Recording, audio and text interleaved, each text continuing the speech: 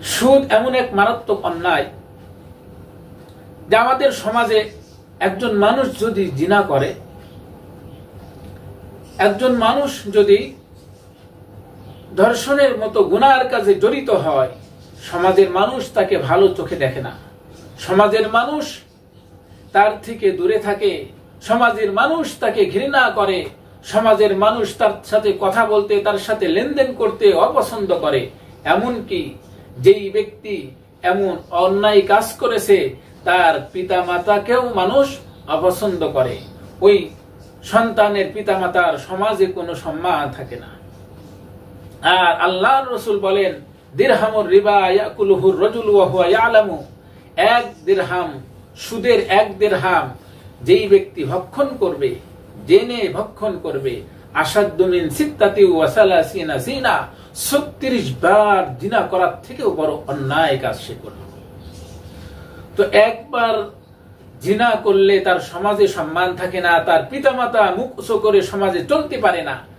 আর এক দিরহাম সুদ খেলে 36 বার জিনা করার গুনাহ, তার থেকেও বড় অন্যায়। আজ আমাদের সমাজের মানুষ কি পরিমাণ সুদের সাথে জড়িত। একজন রিক্সা চালক, তার কাছেও যদি জিজ্ঞাসা করা হয়, সে বলে আমার কয়েকটা লোন তোলা আছে, আমার কিস্তির টাকা জমা করতে হবে, আমার কিস্তি বাকি আছে। সুদের সাথে আমাদের সমাজের প্রতিটা ঘর, প্রতিটা পরিবার জড়িত। হযরত আবু হুরায়রা রাদিয়াল্লাহু আনহু থেকে বর্ণিত, বিশ্বনবী বলেন, আর রিবা 70 জুজআন, সুদের 70টি স্তর আছে। আইসারুহা আইয়ানকিহার রাজুলু উম্মাহু, সর্বনিম্ন স্তর হলো যে ওই ব্যক্তি নিজের মায়ের সাথে জিনা করে। জিনারও একটা স্তর থাকে। তো নিজের মায়ের সাথে এটা কোন প্রকারের জঘন্য এবং নিকৃষ্ট জিনা। বর্তমান সমাজ একেবারে সুদের সাথে জড়িত।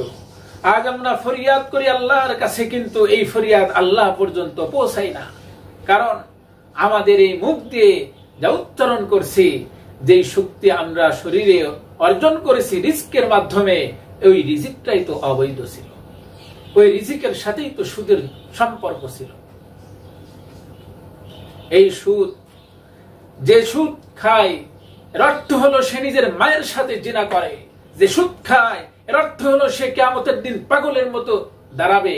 যে সুদ খায় সে হলো আল্লাহর বিপক্ষে জিহাদের ঘোষণা দেয়।